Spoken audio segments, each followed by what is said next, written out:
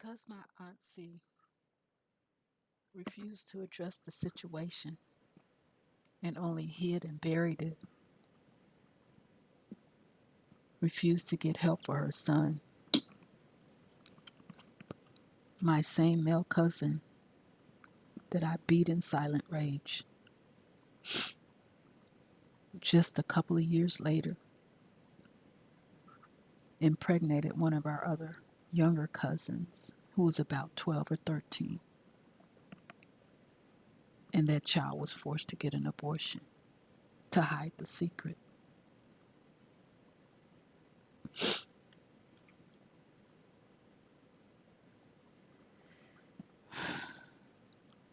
The next time I punched a boy for touching me inappropriately was on the first day of school, the first day of junior high school exactly. It was a breezy and cold fall day in Kansas City, and myself and all my schoolmates were huddled up against the brick wall of the liquor store where our bus stop was because it was cold and windy. We were waiting on the school bus to arrive. I really didn't have any close friends but SB because of my reputation of being the one to fear. And more than likely, I was just with her because I felt she needed me to protect her.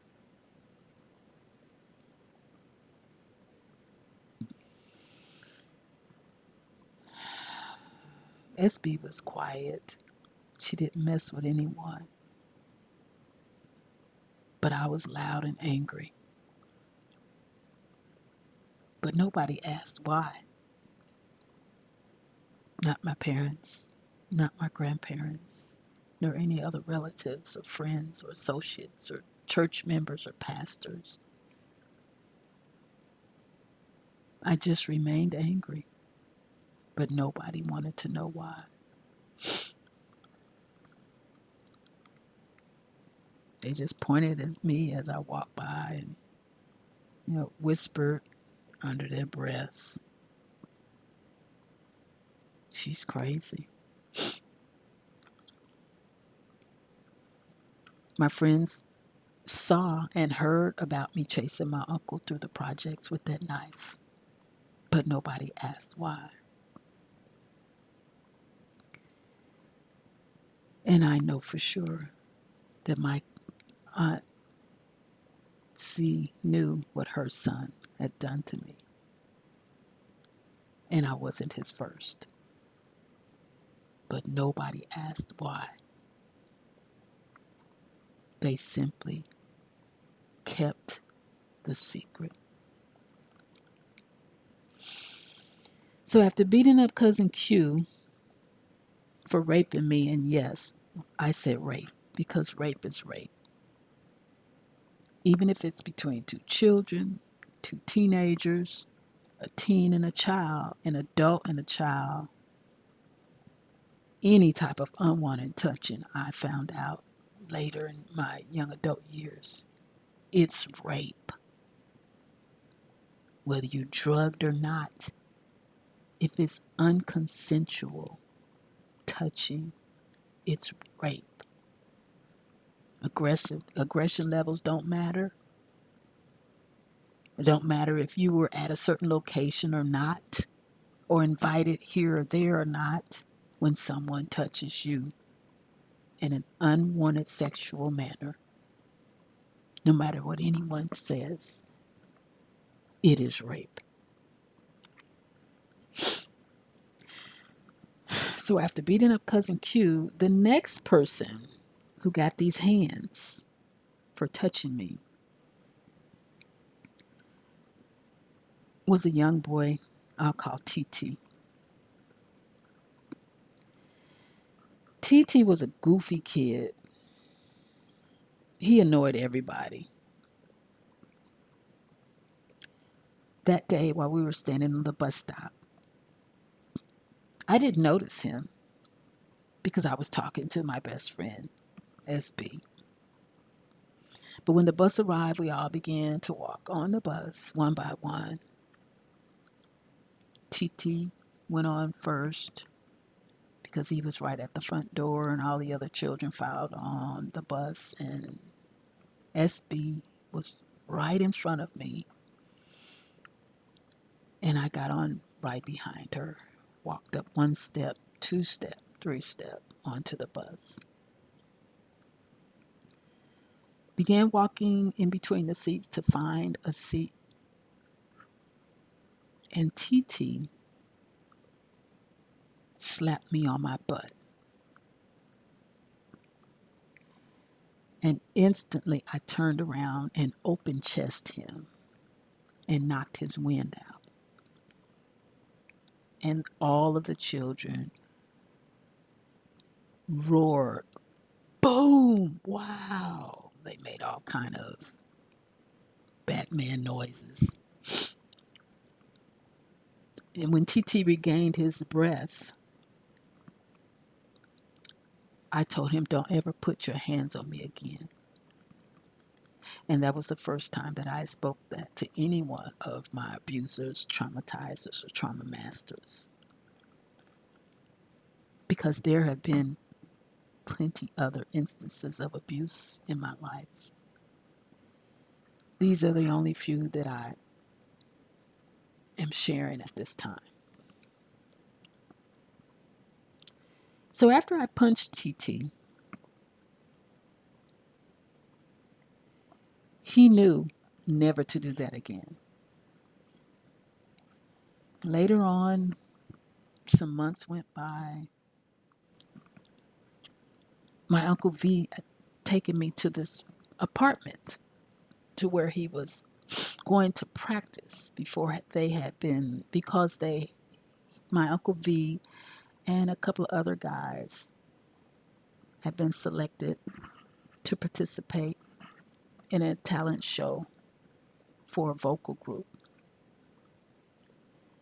Well, the apartment that my Uncle V took me to was actually TT's mom's apartment. When I arrived there, TT was there with his brothers, and my other uncle, A, was there. So TT and I, while we were waiting on them to finish practicing, got a chance to know each other, and we became friends. We would ride bikes together. We would skip rocks together.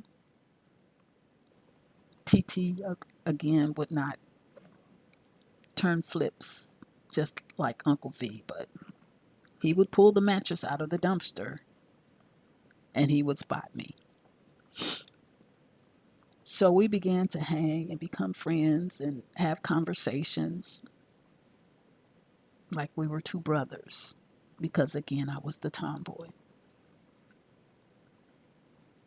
And we talked between each other and found that we had something in common, in that both of our parents, our mothers, tried to abort us when we were infants, but we survived. So a couple of years, 3 or 4 years went by, and TT and I were still friends. We were still going to basketball games at the field house and going to different house parties, and just hanging and sometimes just riding in each other's vehicles, riding through the city, just talking and playing music. TT was aware that I was in love with his brother, the singer, one of the singers in the group. I'll call him BT. I was in love with BT on sight the very first moment I saw him, on that day when my Uncle V took me to their apartment for their first practice. But I didn't let BT know until a few years later that I wanted him to go with me. And he told me I was too young too rough and too square. TT was aware that I loved his brother because I often talked to him about his brother. TT didn't show any jealousy towards me because we were that tight. We were friends. But a few years later, at 17 years old, no, 18 years old, TT and I were supposed to go to the field house to watch yet again another basketball game together, as we often did. And this time, instead of him picking me up in his vehicle, I picked him up in mine. I arrived at his mother's boyfriend's house where he was staying at the time. Rang the doorbell. He let me in as usual. Walked upstairs to his room, but he wasn't ready. I said, "Come on, man, you're going to make us late." But TT looked different. He was high. And it's not like I'd never seen him high before, because he did smoke weed, but it was a different kind of high. And he was more goofy than usual. And I kept repeating, "Come on, man, you're going to make us late. The game's about to start." And he would just laugh, giggle, and fuddle around, delaying time. And so I finally said, "Look, I'm about to go. Bye." He said, "No, no, don't go. I want to show you something." I said, "What?" He said, "It's in the basement." I said, "What's in the basement? Come on, let's go." I said, "All right, hurry up," or something to that effect, because I was ready to go to the game. So I followed TT out of his room, past his mother's bedroom, took a right through the kitchen at the basement door. He opened the door. I walked down first in front of him, walked down maybe 10, 15 stairs, maybe 20, quite a bit of stairs. And there was a pool table on the left. And TT said, "This is my pool table. You want to play?" I said, "No, we need to go to the game." He begged me to play just one game, just one game.